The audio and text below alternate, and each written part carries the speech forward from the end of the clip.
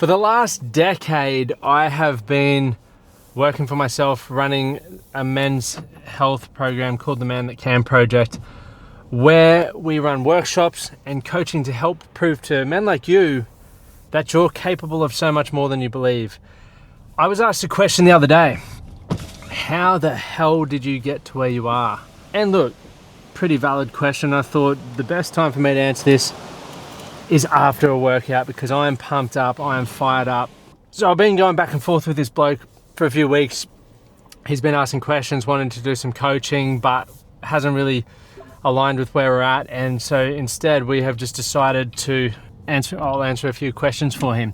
Anyway, the question for him was, he's at a crossroad in his life and he feels like he's here for more, but he doesn't know what that next step is. He's sort of my age, 35 to 45, and in a good career, but has that feeling. And I'm sure you may have experienced that before. And I put out an episode, the one before this, where there's two things that hold people back from building a life that they want. And the first point could be they're spending so much time, or you may be spending so much time consuming or absorbing how other people are living their lives that you don't feel like yours is enough. And that's a common thing. The second thing is that deep down that you aren't giving life a red hot crack. You're coasting, you're cruising, and there's parts of you where you start going, I wonder if I could achieve more, I wonder if I could earn more, I wonder if I could experience more, but you just allow the fear to hold you back. And so they're two of the main things, and there's two different roadmaps, so you can go back and watch that last episode, the two things that hold people back from living the life that they want. But when this gentleman asked that, then I started reflecting, like, how did I get to where I am? Because the life that I'm living right now, truth be told, is the life that I decided I wanted to live roughly about a decade ago, about 12 years ago now. It first started when I was in a rut. And look, when you're at 23, which I was at the time, I call a rut just a lack of experiences, right? I used to make it so dramatic in that my life was falling apart. And it felt like it was, but if I were to give my younger self some advice, it's like, dude, just get out and have more experiences. You're so young. There's so much you're yet to learn and experience. Just have a crack and try new things. Learn from the feedback from those. Upon going through that process, I was working out, hey, I wanted to be successful. My whole life I've been told that to be a man of value, you need to be financially successful. And in order to do that, you either had to be a professional athlete, a movie star, rock star, or a doctor, lawyer, or, go to university.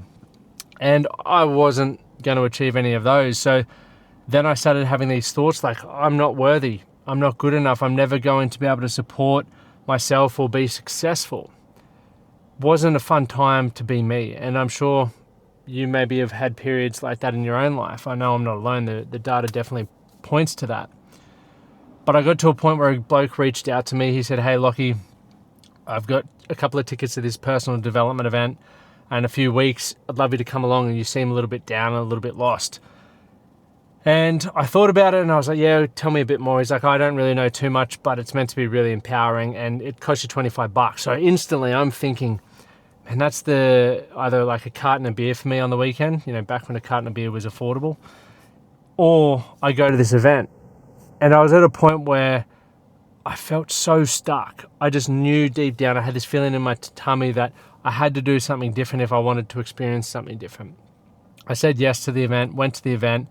I took my mum, she was my safety blanket, and I went with Tommy, who invited me. And as we walked into this event, we opened the doors. It was at the convention center. And for anyone who's been to a Tony Robbins style event, that's what this was like. There was loud music, people jumping on chairs, high-fiving, and it just blew my mind. Like, I was so overwhelmed because I had no idea what the fuck was going on. Like, these guys had drunk the Kool-Aid as far as I was concerned. I remember walking down the aisle to find a seat, and I'm just thinking to myself, if anyone touches me or tries to hug me, they're going to get a punch in the ribs. Like, I didn't want to be a part of it. I sat down, Mum on the right of me, Tom on the left of me, and we started listening to speakers come on stage, and there was one specific guy who changed my life. He was a bricklayer, and he was telling the story around how he didn't want to live. He didn't feel like he had a reason to get out of bed, and he was questioning, like, if I have to live this life on repeat for the rest of my life, I don't want to do it. I'm sitting there, at the time I was working as a builder, and I just was like, this guy's telling my story. Everything he's saying I can relate to. And he continued to talk, and he shared how a friend, his actual sister, had reached out to him, my mate, so there's another parallel. And he just trusted them and tried something different, started reading books, attending more events like this, and started his own business. And I just felt so inspired. Like, for the first time in a long time, I felt this fire inside of me that I could create anything. You know, this feeling, and I didn't know what it was that I was going to create, but I just felt a new lease on life. And I remember turning to my mum, and I said to Mum, I said, I'm going to do that one day. I don't necessarily know what the hell he's doing, but it's making me feel good, and I want to spread the love, because prior to that, I didn't like my life.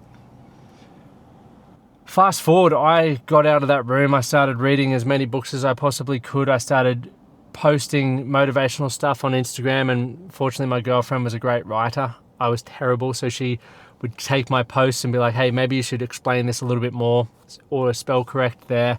And eventually I learned to get better at storytelling, still something I would love to improve.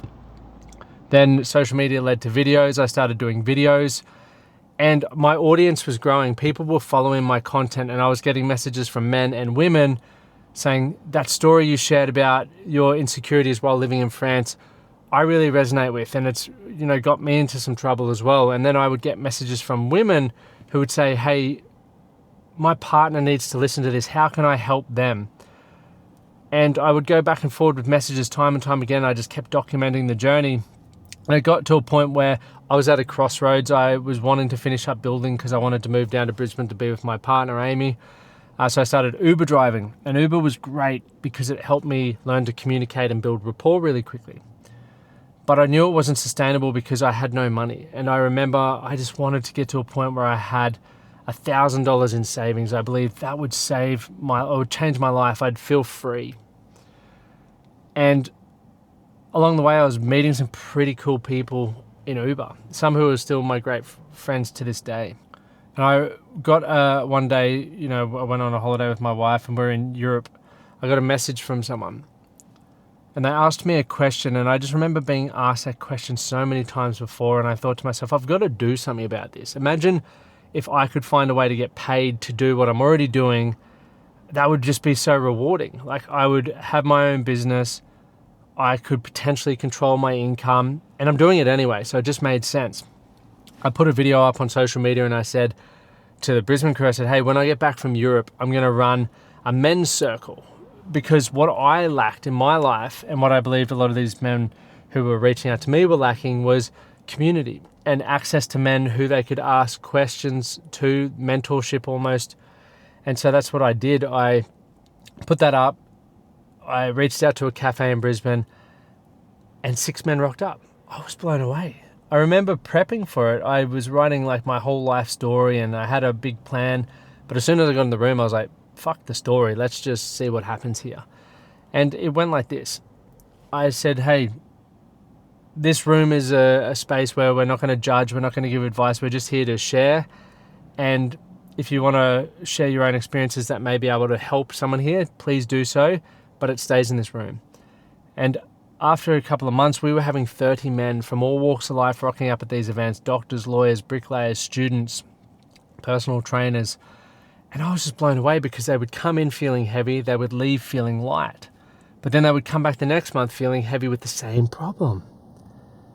And so my problem-solving brain jumped on. I was like, well, it's awesome that they're here talking. Like, it's so important for men to talk, but they're not changing anything. And the definition of stupidity is doing the same thing over and over again and expecting a different outcome. I wanted these men to change because I listened to them. I had heard how deeply they cared about their partners, their quality of life, how much they wanted to overcome their insecurities and feel confident and build a fulfilling life, that I wanted to be able to give it to them, or at least give them tools and experiences and resources that could help men do that, because I was on my own journey and I was proving all of that to myself. So I did believe, and I still do believe, it's possible for every man. After that, I walked away from an event and I was like, okay, I need to get my next set of skills. So I did my master's in neurolinguistic programming, which was learning about like limiting beliefs and deep trauma and how to move and motivate people. But over the years, I've studied psychology. I didn't finish it yet, but I still will. I have been learning all of these tools, and I've been fortunate to start working with some very successful athletes, some very successful business owners and thought leaders, and being around and going to workshops with some of the best of the best. And I'm always learning new tools, and I have understood that the bigger your toolkit, the better you'll be prepared for the challenges that life throws at you, because it will throw things at you. And not every tool is appropriate for the right job, so we need to expand on that. From that, I decided, hey, well, what's the bare minimum that men need to learn from if they come into a men's circle and they want to improve? What could I give them that's going to at least empower them enough to know that they can start building their toolkit? Similar to when I went to that event, I created the Foundations Workshop. And I ran my first Foundations Workshop in 2019, which was a 2-day event. And it was awesome. I sold out 3 of them in a row before bloody COVID. And it was, I was obviously funneling my way through. Don't get me wrong, I wasn't perfect with this, but their transformations were still amazing. Seeing men have personal breakthroughs, seeing men develop the ability to feel seen, seeing men set a vision and learn how to set a goal for the first time, seeing men confront shit that they'd been avoiding for their whole life was just so empowering. But one of the most beautiful things was seeing all of these men who didn't know each other on the Friday afternoon support each other through it. That was powerful. And still one of my favorite workshops. And for whatever reason, I stopped running them, and I'll bring them back at some point. But from there, I was traveling more, and I wanted to, part of the building the business for myself was still like, okay, well, how do I serve and support these men? How do I allow myself to live a life that I love and keep it flexible with what I want? And that's when I started the Strong Men of Value Academy, which was an online academy that I ran for 6 years. And it was phenomenal as well. Once again, it was more focused on helping men set goals, so create their vision for where they would like to see themselves. And I think it's very important for us to think about that. Where would you like to be? Where are you now? What has to happen in the middle there? What skills do you need to develop? Who do you need to surround yourself with? What habits do you need to change? What fears do you need to overcome? That happened, and it was incredible. We had men from all around the world, from Ireland, the UK, Australia, New Zealand, Scotland, where else have we got? America. Like, it was awesome. I couldn't believe I created that. And once again, men from all walks of life were getting on. They were able to support each other to achieve their goals. They were experts in things that I wasn't, so they were able to support men in ways that I couldn't. And that was really empowering to see. And then finally, this whole time, I have still been pursuing what I want in my life in terms of, I want to lead by example. I don't just want to run an event and be like, oh, I started this group, so that's all I do. Like, I've been pushing myself to see what I'm capable of. I've been building new relationships. I've been living in different countries because life to me, a great life is just collecting those experiences, seeing what I'm capable of, failing forward, laughing, crying, doing all of those things. And after the 58 marathons last year, so I ran 58 marathons in 58 days. You can just Google it. Google 58 marathons, Lachlan Stuart, and you can read about it. But if you want to, you don't have to, but save me talking about it here. After that, I decided it was time to close that down for a while. The reason being was I was going through a very big growth period. I feel like it was the most significant personal growth period I had had since 2014, when I went from not loving my life and having any purpose or direction to then running a business and empowering thousands and, tens of thousands. I've reached over 1 million people on the podcast, for Christ's sake, like a lot. To then now it's like the people that I was working with, and, I was working with some pretty impressive people before, but now I'm working with like multiple 8 and 9-figure business owners, professional athletes still, which I have been doing, but more and more. And every day I'm getting men reaching out to want to work with me, which is very humbling. But there's a limitation to that, because if I were, I want to continue walking my talk, it is about knowing my boundaries, right? Knowing that I don't want to work with more than I'm capable of working with, because I don't want to sacrifice my own hobbies, my own dreams, my own aspirations in order to achieve that. Yes, I'm leaving money on the table, but to me, success isn't just defined by money. And this is a really big thing we talk about with anyone that I work with or the programs that we've run, is like defining what success looks like for you and who you must become. And that's put me in a position now where I'm, fully booked for one-on-one coaching again. My pricing has gone up to a point where I probably won't increase it anymore. I don't know, but it's 5 figures to work with me now, which once again, I'm humbled that people pay for it. I'm grateful to be in that opportunity, but it doesn't stop scratching the itch of I want to help more men, because men are still dying by their own hands. Men are walking away from their families. Men are feeling neglected or feeling like they're a burden, and I want to be a big part of the solution for that. And that's why, I haven't ventured into business coaching or anything like that. The Man That Can still going strong, because that is what I'm extremely passionate about. And this, I'll wrap up in a second, but now where I'm at, the money that I'm earning has now afforded me to really dive into working out how to make things tangible, because coaching, for what I have seen in the men's space especially, hasn't been tangible. It's like, how do we make you feel good? And that's important, right? We all want to feel good. But I want to give you tools and I want to give you data that you can track, that can prove to you that the modalities that you're working and the frameworks that you're working are having an honest improvement in your life. So you can turn around and go, hey, if I do this, it's going to deliver this outcome. And that's why I developed the Life Performance System and my full capacity program, which is amazing. And the results we've been getting and the data I'm able to give to people is phenomenal. And I know it's only going to grow. And now that that's full, I'm working out how do I bring this to a scalable model where we bring back an online community with face-to-face workshops, still delivering these protocols. And, part of me wants to launch it yesterday, but I also want to do it properly. I want to make sure it's highly valuable. I also want to make sure that it delivers transformation. I want to make sure that it delivers experiences and connections. And it would, it's something that I want to be a part of. I think that's selfishly the most important thing. Whenever I'm designing or building something, I feel like I want to be a part of it. Then it's going to be good as well, because, it comes from a genuine place. So that's how I've got to where I am. I'm very fortunate. I've run my own business since 2016, 17. I've interviewed over 640 men on my podcast.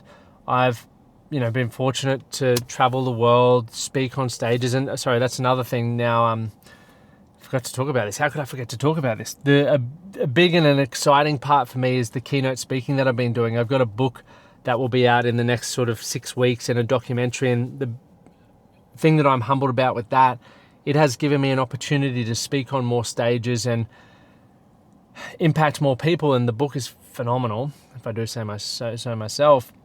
But that then will obviously open or cast the net even bigger, where we're reaching more men, we're impacting more men, and they're obviously then having access to the full capacity program and being part of the community. And that's what I'm excited by. And I know that I just got to keep delivering there, and I'm excited to meet the people that we meet along the way.